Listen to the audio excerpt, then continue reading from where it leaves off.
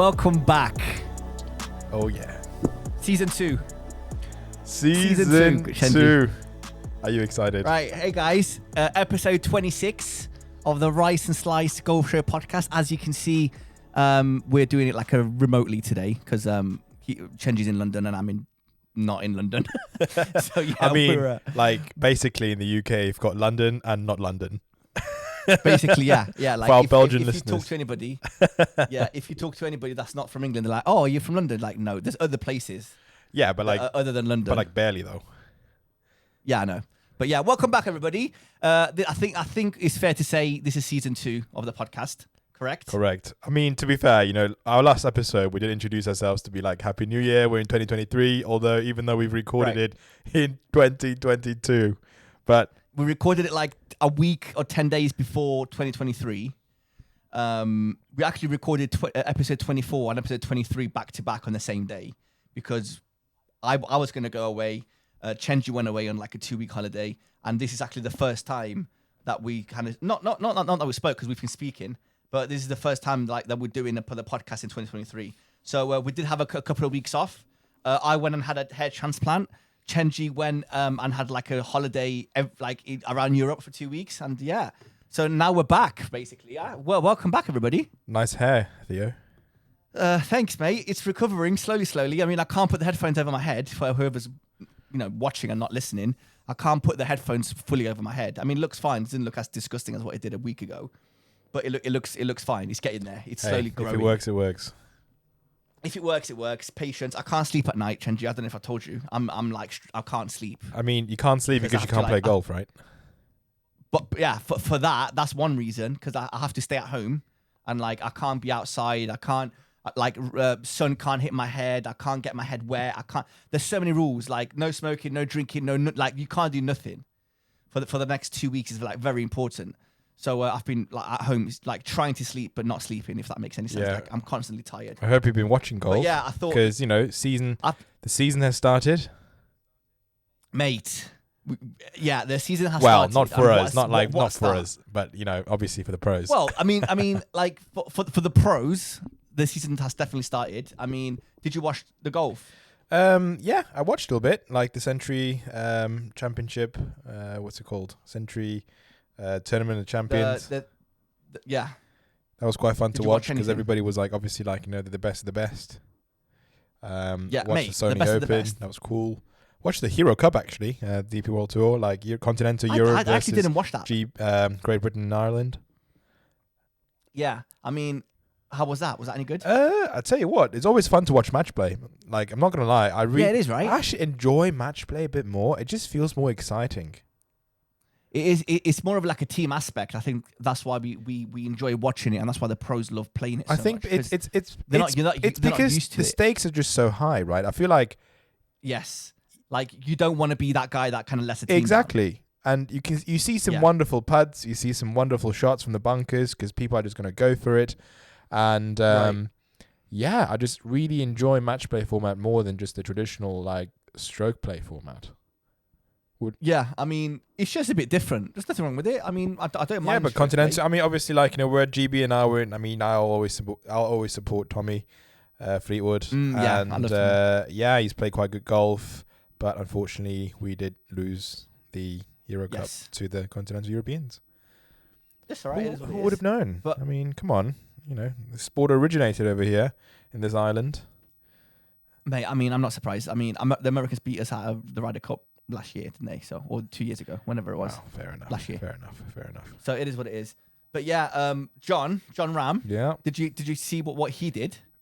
Wait a minute. Oh yes, of course I did. Yes. So Colin Morikawa was like biggest a clear choke of favorite. the year. I mean, to be fair, it's only been like a couple of days. Choke of the year on the first tournament in January, literally, like second week of January. Oh my god! I couldn't believe he was that ahead. Colin was that far ahead. He was 6 shots ahead, right? Yes. Yeah. And I remember, seven shots. Basically, at one point, yeah. If you put some money on Jon Rahm, like when Colin was leading by I think 7 shots at the point, first couple of holes on the last 18, and you basically, for every £100 that you would have betted, you would have gotten a payout of £440,000 potentially. It was mad. Jon Rahm just absolutely smashed it on Sunday. He played so well. He actually won with like a 2-shot difference. That's how good John actually ended up playing, but that's how bad Colin ended up playing, if that makes any sense. I mean, I don't think... Have you seen some of those Colin shots didn't play in the end? that bad. Colin didn't play it that bad. It was just John played so much better. He just kind of caught up with everyone. And I'll tell you what, the same thing kind of happened on the Sony Open the week after, right? Also in Hawaii. Yes. You know, you've got Buckley, who's been like been in the leader for first 3 days basically, and then the last day, Siwoo Kim was a lovely gentleman. He just scored so low. Yeah, and he played so well as well. Yeah, and it wasn't like Buckley wasn't scoring well. I mean, he did quite decent, like -2, but Siwoo Kim just did like -6 with like a lovely chip in as well on this. It was his 17th. Yeah. Yeah. It was good golf so far. It's only January. Yeah, quite exciting. So yeah, it's looking good. I've got a little picture here that the PGA posted on the Instagram of Jon Rahm's longest drives of the Century Tournament of Champions, right? Yeah. His lowest drive. Okay, considering, I don't know if you saw the course. The course is like very hilly, very up and down. Yeah. Yeah, and it's a lot of places. It actually helps off the tee. The shortest drive that he had was 366 yards. Wow, that's crazy, dude. The shortest, the longest was 415 yards. That's crazy, man. And how convenient was it? I don't know if you've noticed. I mean, we're going to get into it later on. That's probably the next topic. All these major brands have released like brand new drivers. Yeah, right? Exactly. Obviously, as they do every single year. Callaway have come out with their new driver Paradigm, which I want to get. I've got my opinions. Yeah. We're going to talk about it. In a bit. So, how convenient is it? Paradigm driver comes out that weekend, and then the same weekend, Jon Rahm wins. And not only does he win, but he's driving like how he's driving the ball. Dude, he wins. He smashes it absolutely. Just smashes golf on the Saturday and the Sunday. I mean, talk about free marketing, mate. If I was an executive at Callaway, any better. I am like laughing all week, like all month. Yes, mate. This couldn't have been better. Like, can you imagine? Like, seriously, this is like the best boost. I mean, to be fair, we're already talking about it, so might as well talk about it, don't we? Yes. Yeah. So obviously the Stealth 2 came out as well. Yeah, which looks. I want to hear your opinion before I get into mine. It literally looks exactly like the Sim 2. But just painted like red and black. Yes. I think they kind of listened to... Right, let's get into that. Let's go. Right. So, for whoever doesn't know, I mean, I'm sure you do, January is generally like the time of when the main manufacturers of golf that produce golf clubs, they will come out and they will release golf clubs, mainly the drivers. I mean, they do release only like a week or 2 weeks later. But only... TaylorMade and Callaway and I think Cobra as well, because Ping and Titleist, they have like a 2-year club schedule, right? Which I massively respect. We're going to get into that. Like along this conversation. Yeah, absolutely. So Ping hasn't released a driver last year. They released one this year. Yeah. Titleist is not going to release one this year because they released one last year. Well, but the main brands. Cobra, TaylorMade, Ping, and Callaway have released new clubs, right? No, Titleist as well, the TSR. Did they? Yeah. It was towards like the end of last year. I didn't see. Yeah, the TSR. Oh, no, yes. Of course they did. Yes, I've seen that. It wasn't end of last year. It was probably like middle of next year. Yeah, like, I mean, towards like, mid-late last year. So, which was like a quite... Yeah, so I don't know if it counts as like this, that the TSR doesn't count with these new clubs, no? I mean, it is a new club though. Yeah, absolutely is. Ish. Yeah. Not compared to these. But yeah, anyway.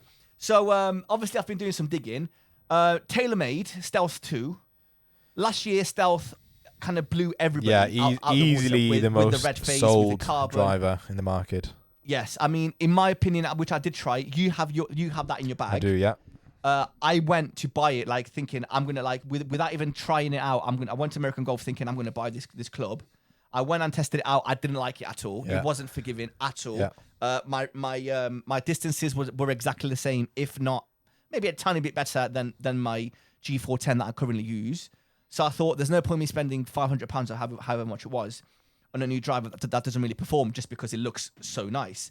So I did the right thing and I didn't buy it. You bought it. Yep. Do you regret it? Like, are you going to admit that you regret buying that club, or are you not going to regret it? I know. Okay, in terms of performance, I do regret it because I didn't really see any significant improvements from like the Ping that I used to use before. But from like a looks perspective, I absolutely don't regret it because it looks sick. From a looks perspective, mate, it's the nicest club It looks sick, and I tell you what, every time I grab the bag and go out and walk outside, I'm just like, you've got that confidence, I've got right? that. I don't know. I've got that swagger. I've got that. Yes, I get I'm like that. showing. I'm showing off my stealth, right? People can see it, I get that. right? until they see you hit it, and then you're until like, they see me hit it and be like, yeah. Guess I'm not gonna buy it. So they came out. TaylorMade came out with the Ping 2. It looks worse, I think, in my opinion, than that old than green the accent. There was like, no, don't like it. Wait, are you talking about Ping? Are you talking about TaylorMade? Oh, sorry. You mean TaylorMade? I was talking about TaylorMade. Oh, sorry. 2. I said Ping 2, didn't I? That's my bad. Yeah. But yeah, TaylorMade, they released it. Yeah, I mean, they basically listened to every amateur golfer or weekend golfer. It wasn't a forgiving club, the first Stealth. It was in my opinion, it was for very low handicap players. If you hit it in the sweet spot, then yes, it's going to go far. But if you were like half an inch off center, then it's going left, right, it's going everywhere. Basically, definitely not as forgiving. Definitely not. No. So Ping 2, they focused on more forgiveness than anything else.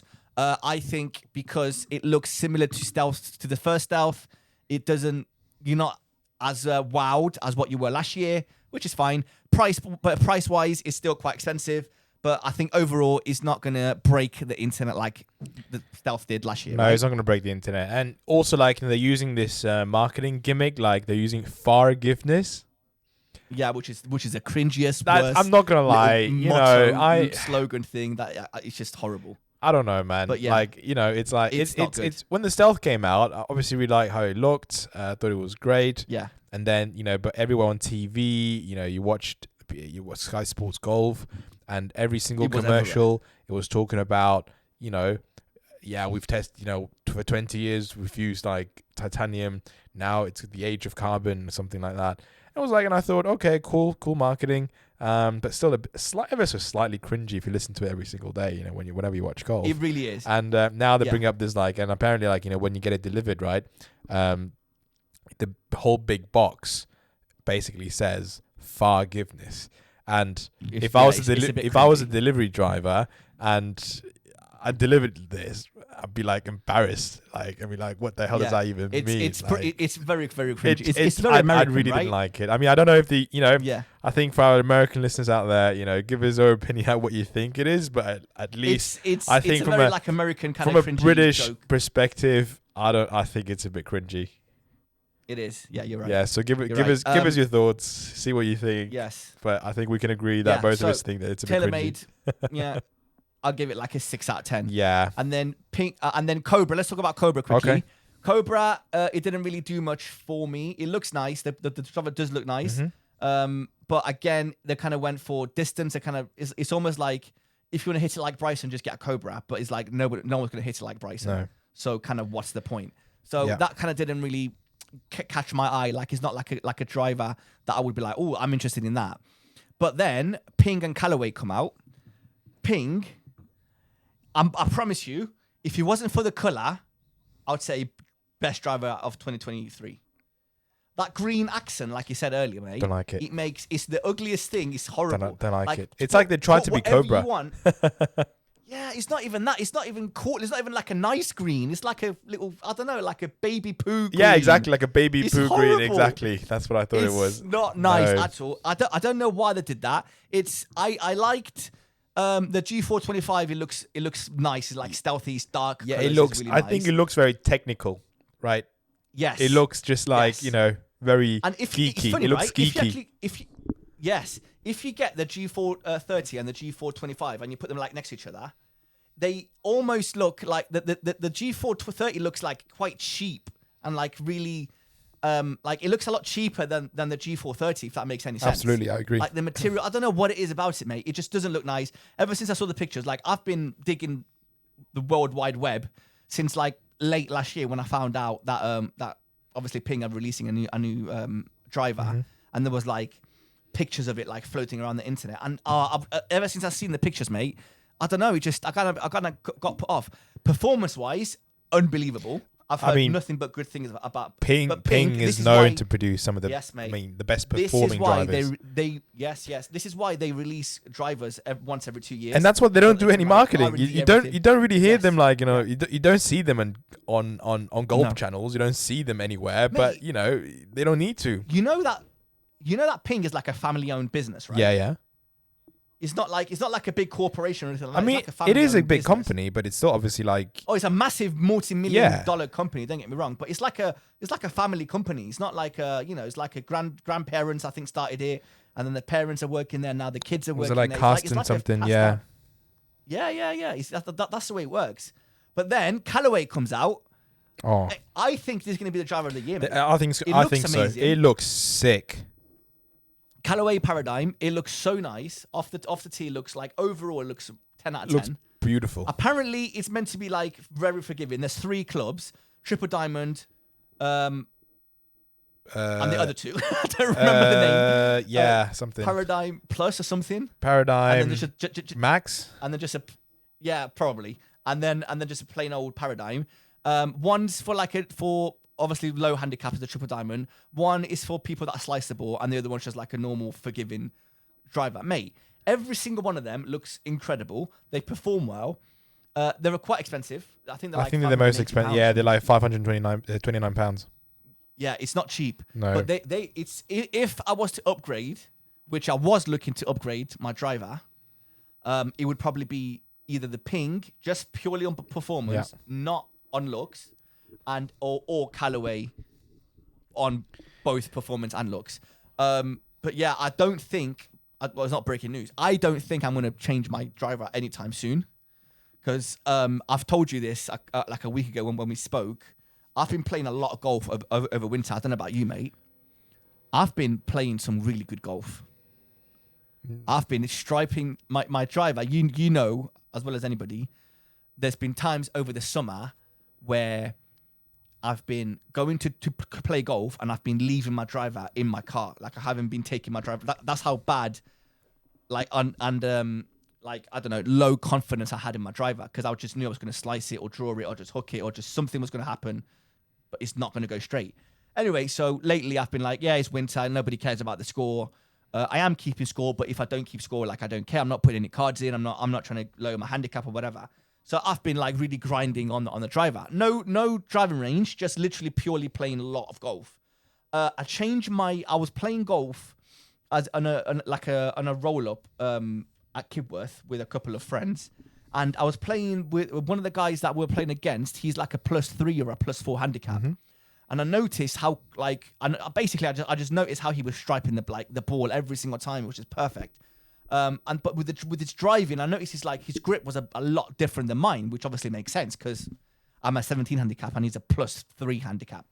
So I was like, you know what? I've got nothing to lose. I'm going to try out his grip. So I just close, like, my grip is quite open. But I think what happens is when on my downswing, my club face is open at the same time, which means I'm going to slice it. So I've closed my grip and I've just done the same thing. Mate, I've been hitting some absolute bombs. I mean, honestly, I've been averaging like mid 80s score wise. So Chenji, you need to step it up. I don't know how you're playing lately, because we haven't played in a while. Because we have a bet. Yeah. So for whoever doesn't know, like, Chenji, I think, probably on purpose forgot.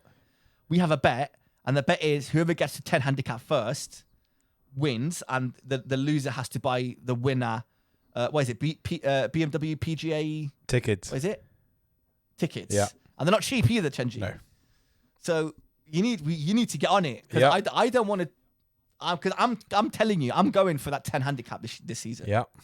You and me both. So I hope so, mate. I You and me want it to both. be a bit of a competition. It is a I don't want competition. it to be like good. Okay. Yeah, Right. I mean, I played. But yeah, so I so it's played. I looking played good. 2 rounds. Like 2 rounds of golf. Over the last sort of 2 weeks or so. And it was with Ashley. So my cousin, who is only 10 years old. He's been winning youth junior championships in Beijing in China, right? What? So he's finally. Wait. So you have a 10-year-old cousin Yeah. that's like Who is a 10 handicapper?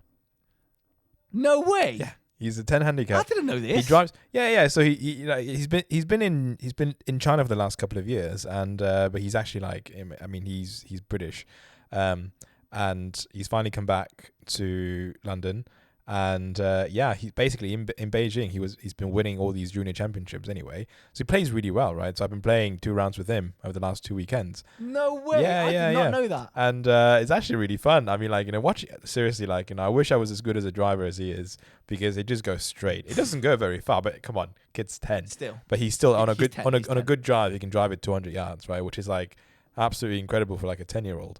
But still, he gets super. I actually find it really funny because he gets into your head. He's 10 years old, but he already knows how to get into your head. It's Mate, I would love to play with him. Yeah, no, he's gonna piss you off. I can't believe you never told me about this. He's gonna shit talk you. 10-year-old prodigy cousin that you have. Yeah, no, because he literally just came back, last month or something. Oh, so he's been living in China for the past. A couple of years. 3-4 Yeah, years. so he's literally just came back in November or something, December. Yeah. So was he playing in China? Yeah, he was playing in China. Yeah, so basically he's been improving himself. He's now getting older, so he's been playing from the junior tees, the blue tees or whatever, red tees in China, something like that. A course will play maybe 4,000 yards, and he would basically score below par every single time. So when we played, I think he's reached a point where he needs to play off the yellows. So he was playing off the yellows. I play off the whites. And obviously from the yellows in the UK, it's still you're playing 5,500 yards or 6,000 yards even in the winter. Oh yeah. He doesn't have that distance, right? Yeah. So he's kind of he's scoring maybe 12, 13 above par, but still that's quite impressive seeing that, again, he's 10, man. He can't really hit it very far.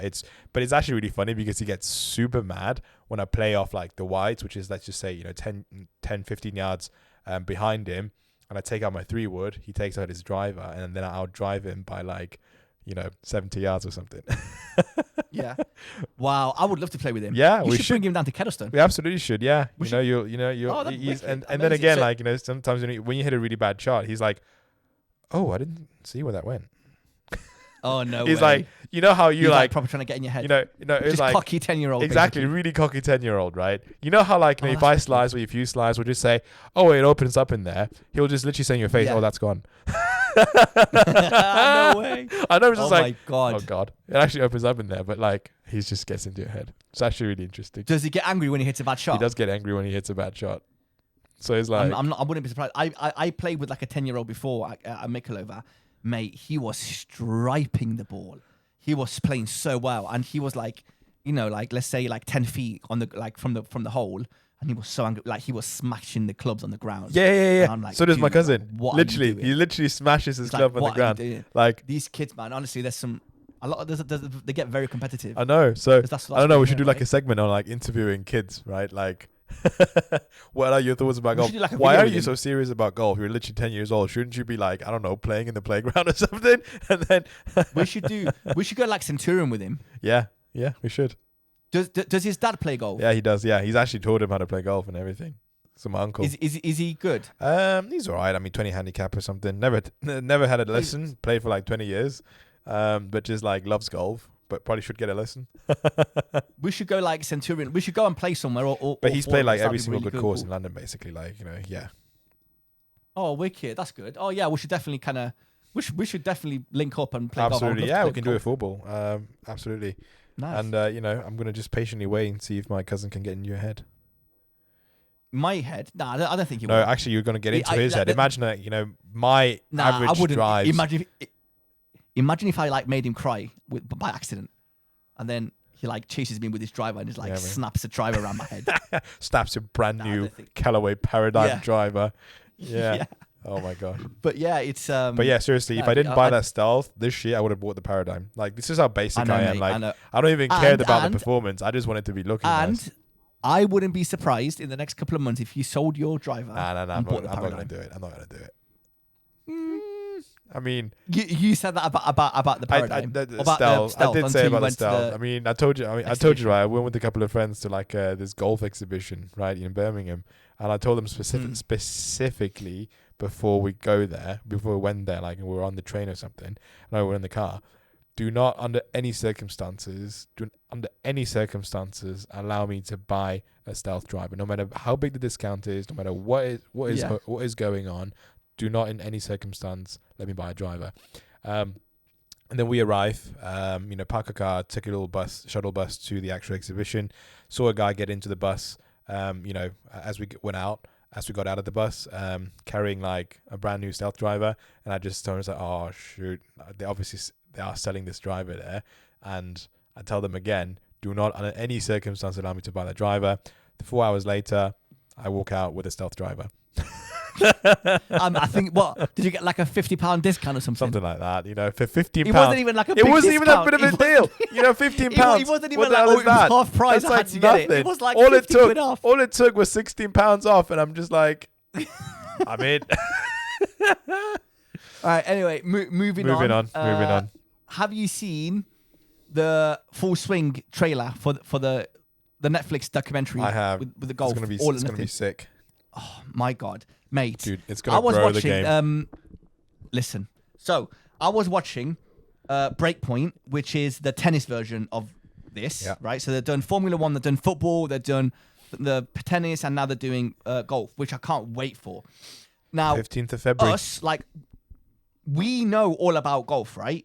So for people like me and you, I don't think this show is for us, because we already know everything, like all the news, all the inside scoop, everything. I'm sure we're going to learn some things, and it's going to be interesting to kind of see the behind the scenes, but it's not going to be like, oh my God, I can't believe this happened. Oh, because obviously we know about all this. We know about the drama that happened with Liv and PGA Tour and all that kind of stuff. So this is like to get people that are not into golf, basically. Absolutely. Like, for example, Drive to Survive, that got me into Formula One.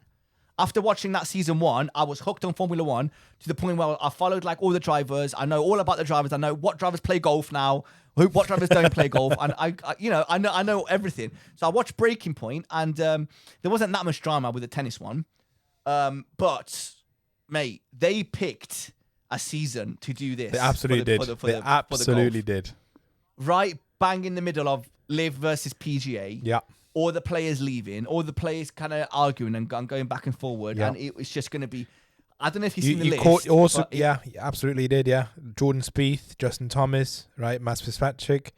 You've got some of the best people out there. Colin Morikawa, yeah, Scotty Scheffler, Ian Poulter, which is going to be really good. Oh man, he's an entertainer, isn't he? DJ, he knows how to deliver. Now, mate, it's going to be very interesting. Rory McIlroy as well, which I'm very, very surprised.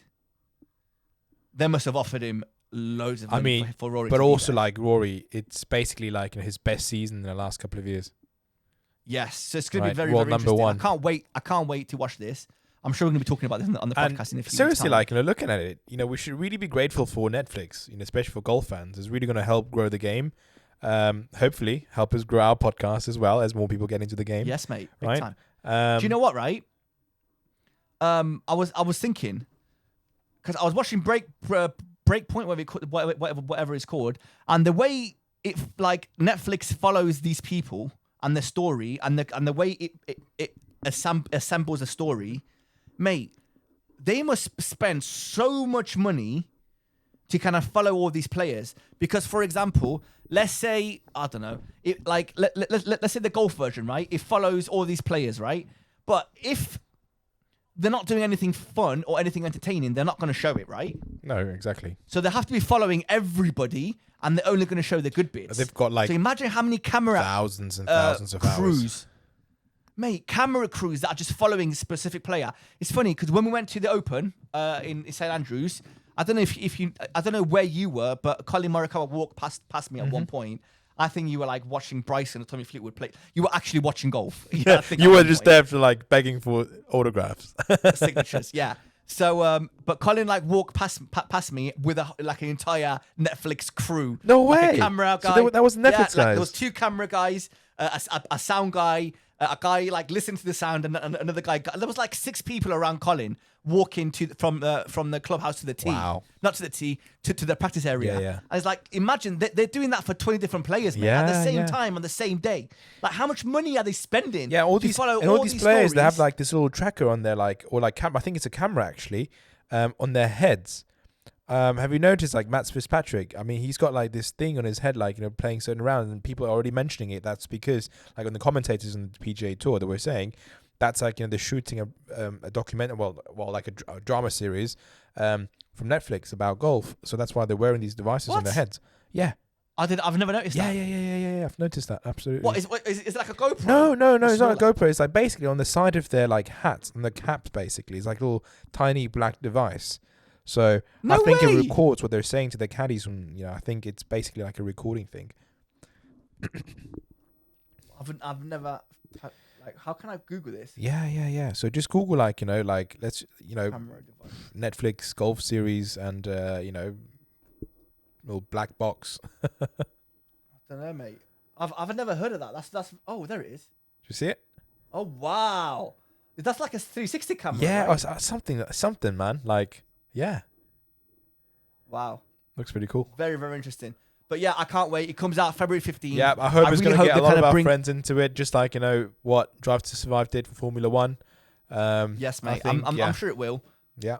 Which now it's like Catch 20. Is it Catch 21 or Catch 22? I don't know. Catch 23. Catch 22. Catch 22. Where it's like, yes, we want more people to play golf, but ultimately it will make us the people that really want to play golf. Like, it will make more expensive. What do you call it? More expensive to tee watch times golf and to play golf. And it'd be like more, like, even more difficult to get tee times. So it's gonna be interesting. Either way, I can't wait to see it. 15th of February. I hope all the episodes come out so I can binge watch it. But yeah, I'm really looking forward to it. I'm really genuinely very excited. So Same. It's gonna be good. It's gonna be. I tell you what, we should do like a watch party. What day is the 15th of February? Is it like a Saturday? I don't think so. 15th of Feb. Oh, it's like a Wednesday. That's a bit weird. Is it? Yeah, it's like a Wednesday. I'll tell you what, we should do like a live episode there though. Like a cool live commentary, I can come up. Like Wednesday night, right? Once I finish work, just turn on Netflix. Or like a reaction video. Just a reaction video of the first episode, exactly. Ooh, yeah, we should do that. We should do that, absolutely. Yes, mate. Yeah, good. Right, moving on. Have you got anything to talk about before I move on? I mean, I've got a few topics, but you know, you go. I've got a couple more. Did you see Callaway signed Good, first of all? Oh, I didn't see that actually. Oh, that's cool. Yeah, so Callaway, which is it's weird but good at the same time. So Callaway basically signed Good Golf. If you don't know who Good Golf are, they are a group of young lads from America that do YouTube videos, they do podcasts, they're basically like influencers, shall we say, golf influencers. They do really good content. Are they like the second most popular golf influencer after, like, you know, Paige Spiranak? Yes, I don't want to slag off Paige Spiranak, but yeah, Paige Spinach. They're moving up in the world. Like they're going to be like the biggest golf YouTube channel in the history. Are they bigger than Rick Shields, or are they smaller than? No, not yet. Not okay. yet. They're just over 1 million, I think, or just 1.3 million subscribers. Rick is on like 2.3 or 2.5. Okay. But mate, they're going to catch up. By June, they're going to surpass him 100%. Yeah, because they make some cool videos. I really do enjoy them. They make really good videos. They're very good at golf. They're very entertaining. They have their own clothing line. They have their own putter. They have their own. They're working on their own ball, like a professional ball. I don't know if I've told you this before. Yeah, I think so. Now they got a sponsor. They're working on their own ball. Cool. And now, it's like a partnership. It's not a sponsor with Callaway. Yeah. Which is quite interesting, because I think Callaway now have realized that all these like golf influencers and YouTubers actually have like a say, and they're actually like moving, they're selling needle. Clothes, they're selling, like they're doing stuff. So they I think Callaway spend a big budget of the sponsorship on influencers, and they didn't spend so much on PGA Pros. They actually no, seriously though. Yeah. Yeah, because I feel like there's a higher chance that a young lad that watches Good is going to buy a club or a ball or a piece of clothing that Good promote rather than Victor Hovland, for example, for Ping. Because yes, Victor Hovland is amazing at golf, but I'm not going to buy a club or a driver because Victor Hovland is using it. Does that make sense? Yeah, absolutely. So it's just basically they're just that good of role models that I think this is really going to work. And they actually signed a couple of people. They signed Jon Rahm, which I don't know the benefit of that, but they signed him. You know who he is, yeah? Yeah, of course. He's the they singer. signed, yeah, that's it. They signed Martin Borgmeier, which they did. Yeah, of course. The long driver. He's like, I really like his like funny YouTube. YouTube and he's Instagram. really cool, man. Like, yeah. Do you know what? Right, he's the type of person that I feel like we can sit down and have a drink and have the best night out. Yeah, probably. With him. Yeah. He's such a he seems like a big cuddly bear. Yeah. Like you just want to hug. Dude, and be like, I don't know what it is about his him. like tight shorts is like the funniest thing, man. Like, because Yeah, he's like I know, a strong he's just lad, too- right? so And tight. like, he wears He's these a like big boy. who wears, like, he's like wearing the 8-inch tightest of clothes. tight, like, and really Yeah. short shorts. Is like, mate, that's so funny. Yeah. Yeah. Yeah. Proper German. It's like proper Literally German thing. a German lad, just like a Yes, lad. yes. A definition of a German Yeah. lad. The Callaway also, I don't know how true this is. They're actually, I think they signed, you know, Snappy Gilmore, the internet sensation. Yeah. Oh no, did they sign Snappy Gilmore? I think they did. Oh I my think gosh. he was with like using TaylorMade, and then I'm pretty sure they signed Snappy Gilmore. That's so But funny, it's like man. it's interesting how Callaway have signed all these like influencers. Shall we Oh, say. and also like the guy from Trap Golf, Roger Steele. Do you know him? Have you heard of him? No, Yeah, he's like, he's no, but that really rings a bell. Trap Golf really rings a bell. yeah, Trap Golf. I mean, like, he's a cool dude. I really like his videos as well. Like, he just like, sips some whiskey, talks about golf, like, playing in the hood, and all that. Yeah, it's just really cool. What's his name? Richard Steele. Roger Steele, Trap Golf, and I think What a name. I know. What a name! That's Seriously. a proper name. And I mean, Sounds he's like a a porn he's a strong driver as well, right? So I think Callaway is actually doing the right thing. So like, I think what we're Yes. seeing is like, different brands creating different marketing strategies, right? Like Titleist that we talked about, right? They only actually sponsored 2 people on the PGA Tour because they're so confident that tour players can win and perform and make top 10s with their driver, that they only give out performance bonuses for everybody else who uses their equipment. So they believe that technology is great. They believe in like the oldest brand out there in terms of like club makers. TaylorMade, big marketing, spends on like the biggest names, right, in golf, like Tiger Woods, Rory McIlroy, Colin Morikawa, Scotty Scheffler, right? So they're focused on like those big names in golf, right? And then Callaway is increasingly focused on, I mean, obviously they have like Jon Rahm, for example. They have like a couple of other people, but you can't really like, name too many, like, Xander Schauffele, for example. But you can see that they are increasingly sponsoring and partnering with influencers, social media people, YouTubers to kind of like grow the game with like commoners, I suppose. I don't know, for lack of a better word. Ping has always just been low key, right? I think somewhat like Titleist, but more low key, I suppose. Victor Hovland, Tony Finau, all great people. But yeah, that's it. And then Cobra. Lee Westwood as well. Yeah, that's right. Yeah. Cobra, what's their strategy? I feel like they're just trying to be a premium club maker for a cheaper price. Yes. Something like that. I mean, the what's the Cobra? The yellow one. Was black and yellow. The black and yellow. The black and what was it called Cobra. again? Is that the Speed Zone or something? I don't know. I think it's like the Speed Zone. King Oh, ST. yeah, King something. Yeah, Cobra. Oh, Speed Zone. Speed- yeah, you're is it right. Speed Yeah, Zone? you're right. Because then there was like the That was- Rad Speed. That was a green Yes. one. Yes. Yeah. That was like a really, really, really, really good Cobra driver. Yeah, Like, that was yeah. one of the best that they've released. Apparently, this one's actually pretty good as well. But comparing it to Ping and Callaway, I don't think it kind of comes close. Yeah. But yeah, I have a question for Go you, on. and I think it's a very good question, right? Yeah. If Pip was available to not only PGA pros but also to social media like influencers, Mm-hmm. how many PGA pros do you think would be on that top 10? Because I genuinely think that all these like Rick Shields, Good Golf, Trap Golf. Who else? There's a bunch like Peter Finch. There's a bunch of YouTubers that create golf content that push more. How can I explain? Products. Push more merchandise products than the PGA pros. They get more likes on social media, obviously because it's their job. They get more views on. They get more eyeballs on golf, right?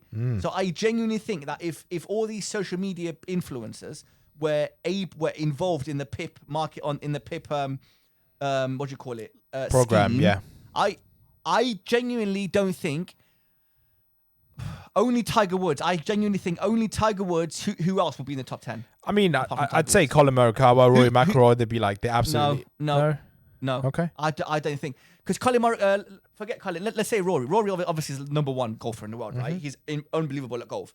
But you don't see him on social media like posting stories about his family. No, but all you need about, is like, hey guys. But all you need are the diehard golf fans who actually have the money to invest in, like, to buy these new gear, to watch him win tournaments with the stealth driver and then ripping 250-yard bombs every single time to say, I'm going to buy that stealth. I agree, but my comeback is you need diehard fans. There's more amateur fans than what there are diehard fans, right? Absolutely. So there's a lot more. There's more 20 handicappers than there are 5 handicappers. Exactly. So there's a lot more people that are going to buy good merchandise than Nike merchandise because of Rory McIlroy. Does that make sense? Yeah. Absolutely. Absolutely. So I genuinely I think at least 5 of them.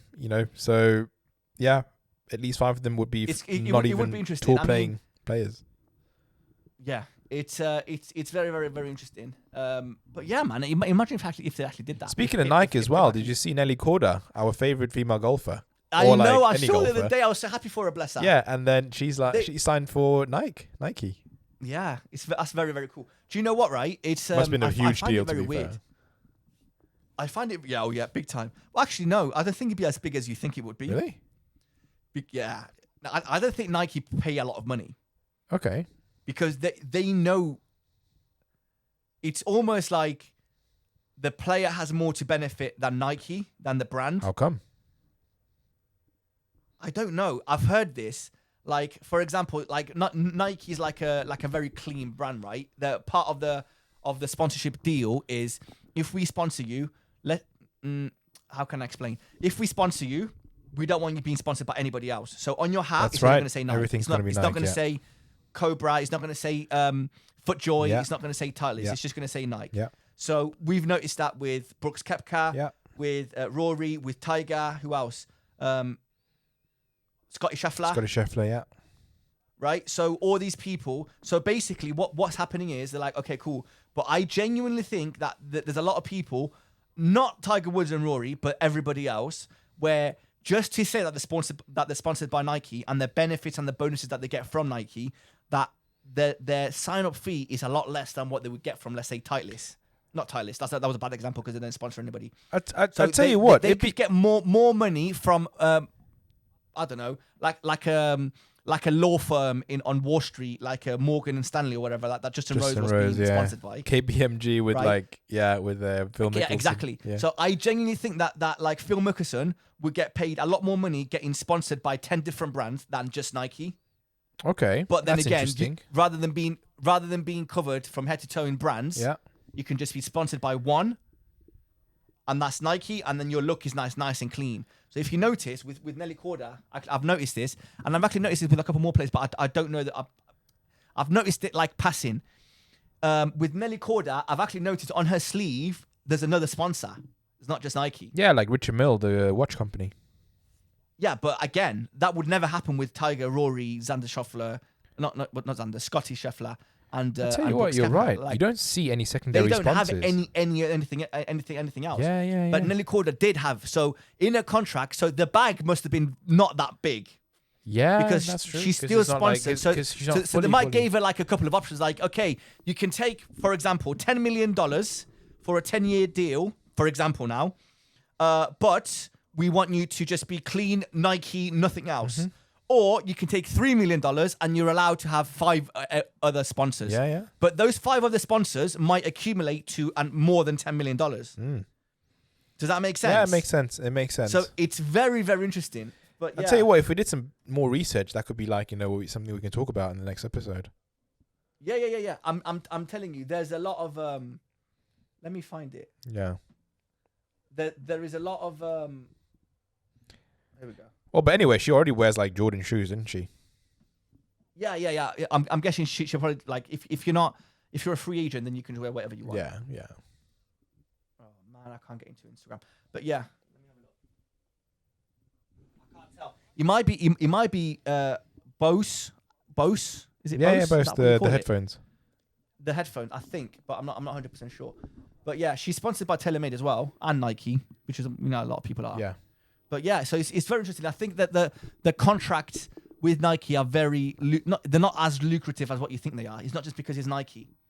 It's they're not spending that much money on golfers or in as much as you think. Okay, interesting. But yeah, we'll find out. Yeah, man. Cool. Last thing I have to talk about. Well, actually, a couple of things, but we kind of roll into one. Did you see? Well, obviously, because we haven't done a podcast in like 2-3 weeks, live golf players are allowed to play Masters at the Masters if they qualify. Yep. So how to qualify is Cedric Garcia ranked won it. high enough. Lifetime membership. There we go. So if you've won the Masters or if you've won a major in the past 5 years, then you are automatically allowed to play at the Masters. Cameron Smith. Yeah, so I'm really, really excited. Bryson's going, Brooks Koepka's going, Cam Smith's going. Who else is going? Obviously, Sergio Garcia might go. Phil Mickelson got an invite this year, which is very interesting. But also the biggest story because he won the PGA Championship like 2 years ago. Yeah, but he won the Masters as well, so he's correct. Yeah, obviously. So he's automatically allowed. Yeah. But because he had beef with PGA, they kind of fell out. Well, still, They come didn't on, you invite can't him just have actually, you can't have these kind of for a prestigious tournament like this. You can't just give special exemptions because you've got beef. Yeah, no, but I think you kind of, I don't know, something happened like big with Masters, and that's why they were like, you're not coming. But I'll tell you what, everything that Mick Mickelson, Phil Mickelson has said about the PGA Tour and what Live Tour is going to kind of help players make more in the PGA Tour, everything became true, didn't it? Everything he said was true. More competition is good for all players. Yeah, I completely agree. And look, more competition, more money, everybody's happy. Absolutely. But the biggest story of the Masters, you've definitely Scott seen Stallings, yeah. Scott Stallings. So for whoever doesn't know, this is such a great story. Seriously, you can't make it up. You can't make it up. You can't make it up. Oh, sorry, my watch was going off. Right, Scott Stallings. Who doesn't know? Obviously, Scott Stallings is a PGA professional, right? Yep. He won a PGA Tour event last year. That's why he qualified. Yeah. So if to play at the Masters, you need to get invited to the Masters. You don't just qualify. They need to basically, the committee needs to pick you. So what happens is you get a nice little letter, either like beginning of January or like back end of like the year. And you get a nice little letter with like a handwritten your name, and you're basically like a formal invitation to go to the Masters. So Scott Stallings is obviously waiting for the invitation. He's checking his mailbox. Nothing's coming through until one day, the coincidence, he gets a random message on Instagram by a guy. His name is Scott Stallings. He has exactly the same name. Not only does he have the same name, they live in the same area in America, Georgia. If I'm not mistaken. Georgia, yeah. And they have their wife have the same name as well. That's just so basically, the Masters sent the invite to the wrong Scott Stallings. This wrong Scott Stallings is also a golf fan, and he's seen it and he's like, oh, I don't think this is for me. So he messages the actual PGA pro Scott Stallings on Instagram, and he goes, "Hi Scott, my name is Scott Stallings, and as well, and I'm from Georgia. My wife's name is Jennifer too, and then blah blah blah." And and he goes, "Sure, this is not for me. But I would love to send you this invitation. It looks really nice. I've opened it. I've read it. You've formally invited to the Masters." And and I was just like, this is the greatest story. What would make it an even better story? Is he actually turning up? Yeah, is if he got if the fake, shall we say, Scott Stallings got got a formal invite from the PGA Pro Scott Stallings to go to the Masters and follow him around for the whole week. Honestly, that par 3 competition that they have before. Yeah. How cool would it be if both Scott Stallings played together? Oh my gosh. That would be the coolest little full circle moment of the year. That would be so cool. Or even if he was like, even if he was his caddy for the par 3 competition. But or you can't. I think it has to be family. I think it has to be family, right? I think it is like a family thing. Yeah. I mean, they have the same name. Well, exactly. So you can't say they're not family because they've got literally the same name. So. Oh man.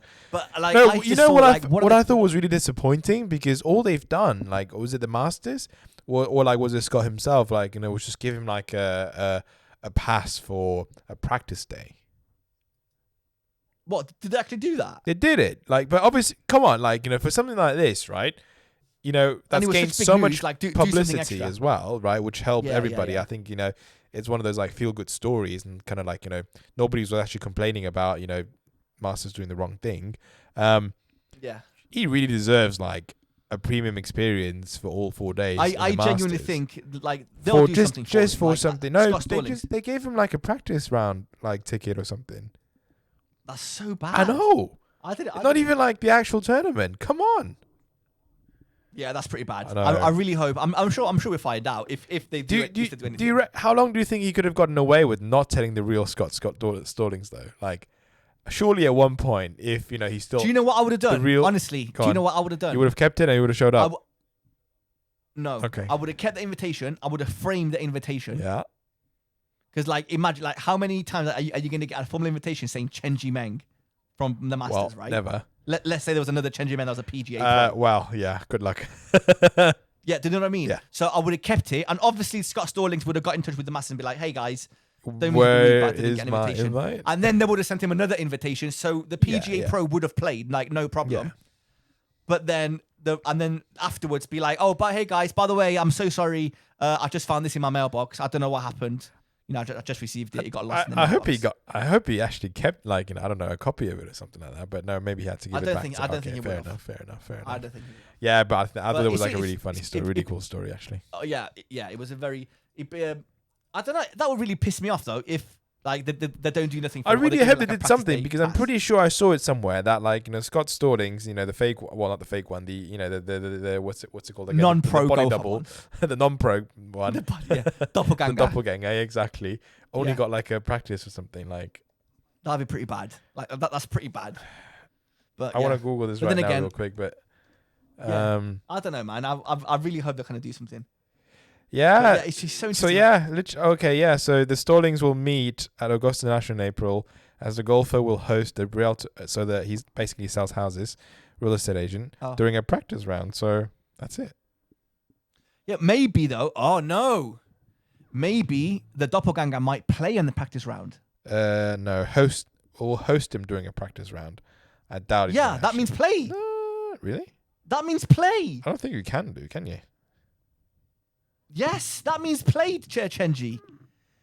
Okay. Yes. Okay, I will explain why I think this means play. Because with JCB, the guy, I don't want to say his name, the guy that I know, he said to me, I would love to host you at JCB one day. Yeah. Which means I would love to invite you down and host you to play around. That's what it means, right? So when he says, "Oh yeah, but they're going to host him on a practice day," that's exactly what it means. They're going to play. I don't think that's how it works. That's amazing. Imagine playing. I don't think that's how it works, man. In like professional. No, mate. For like I'm telling you.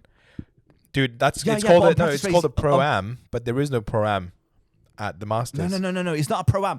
The way the Masters works, and the way because Augusta it's like, come on, like the Open. We went there for a practice round. There wasn't anybody practicing. There was no like rookies or like amateurs practicing with the players. It's a practice round for them. They just get to walk behind them, for example.